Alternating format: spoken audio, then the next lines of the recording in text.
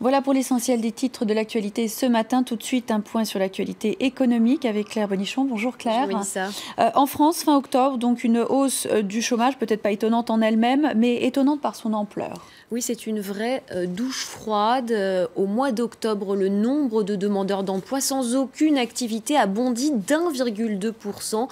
C'est le plus mauvais résultat enregistré depuis avril 2013. La baisse de septembre avait fait croire à certains que le moment de l'inversion de la courbe du chômage était venu, mais il faudra encore patienter. Les chiffres en détail tout de suite avec nos confrères de France 3. L'accalmie n'aura duré qu'un mois. Après un net recul en septembre, le nombre de chômeurs repart à la hausse. Plus 42 000 demandeurs d'emploi de catégorie A en octobre, c'est 1,2% de plus que le mois précédent. De mauvais résultats qui portent à 3 590 000 le nombre de chômeurs. Alors que l'économie française redémarre, le gouvernement explique cette hausse par le manque de confiance des entreprises. Des engagements ont été pris, notamment par certaines branches professionnelles dans le cadre du pacte de responsabilité. Il faut aujourd'hui que ces engagements soient tenus et que l'emploi qui soit créé soit de l'emploi durable. L'opposition estime de son côté que les réformes du gouvernement ne sont pas à la hauteur des attentes des entreprises. Il faut aller plus loin encore, puisque le niveau de charge en France reste supérieur à de très nombreux pays européens. Et puis deuxièmement, il faut aussi simplifier notre code du travail. Aujourd'hui, cette France des statuts, où vous avez des fonctionnaires, des gens en CDI et des gens en CDD, et puis des gens en intérim, ça ne peut pas continuer. La seule bonne nouvelle concerne les jeunes de moins de 25 ans, moins 15 900 chômeurs en un an. En revanche, le chômage des seniors continue d'augmenter, plus 74 500 demandeurs d'emploi en un an. Le gouvernement reste cependant optimiste et espère une stabilisation du chômage d'ici la fin de l'année. Alors le gouvernement veut rester optimiste car la plupart des indicateurs sont au vert dans l'Hexagone. Au troisième trimestre, la croissance est repartie à la hausse, plus 0,3%. L'investissement aussi, plus 0,7%. Mais lorsqu'une entreprise commence à investir, eh bien, il faut souvent attendre plusieurs mois avant que cela se traduise en emploi. Et on fait tout de suite, Claire, un point sur les marchés. Quelle tendance ce matin en Asie? Eh bien, c'est le rouge qui domine à Tokyo. Le Nikkei avait ouvert en hausse et il est repassé dans le rouge. Vous le voyez, en baisse de 0,40% à cause de statistiques nippones mitigées publiées ce matin. Au mois d'octobre, l'inflation a encore reculé et pour le troisième mois consécutif, la consommation des ménages recule également de plus de 2%, un signe des difficultés de la troisième économie mondiale. Et vous le voyez, Shanghai également en baisse de plus de 1,5%. La reprise des introductions en bourse la semaine prochaine suscite des inquiétudes sur une éventuelle rechute boursière sous la pression du flot de nouvelles actions émises. Et à noter que Wall Street était fermé hier pour cause de jour férié. C'était Thanksgiving. Thanksgiving, bien sûr. L'actualité maintenant des entreprises. En bref, Claire, avec d'abord ces suppressions de postes chez Servier.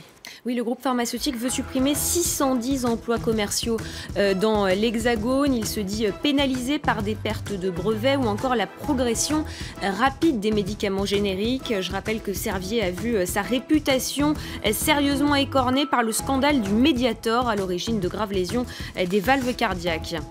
Après Facebook ou encore Microsoft, c'est désormais Apple qui accélère dans la réalité virtuelle avec l'acquisition de FaceShift. Il s'agit d'une start-up suisse spécialisée dans la prise de vue en motion capture et la réalité virtuelle. FaceShift a notamment travaillé sur le dernier Star Wars qui sortira en salle le 16 décembre. Le montant de l'opération n'a pas été dévoilé. Enfin, les déboires s'accumulent pour Volkswagen après le scandale des tests aux émissions polluantes.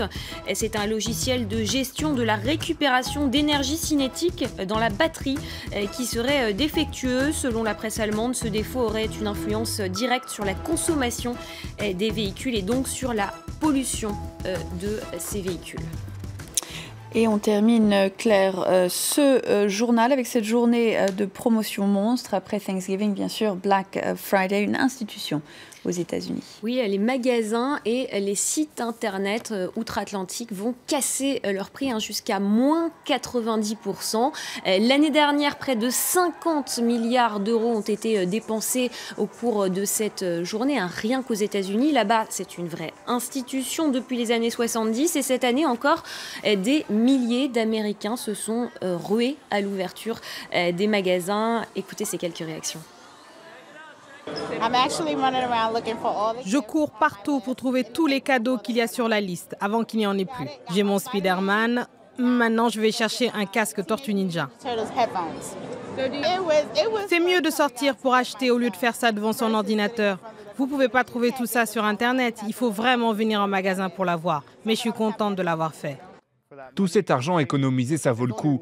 Ce n'est qu'une fois par an, donc ça en vaut la peine.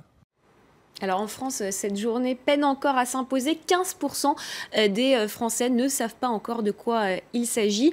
C'est la deuxième édition qui va commencer cette année dans l'Hexagone et le contexte est très particulier. Les attentats du vendredi 13 novembre sont encore évidemment dans tous les esprits. Alors malgré ça, les enseignes ont décidé de maintenir l'opération.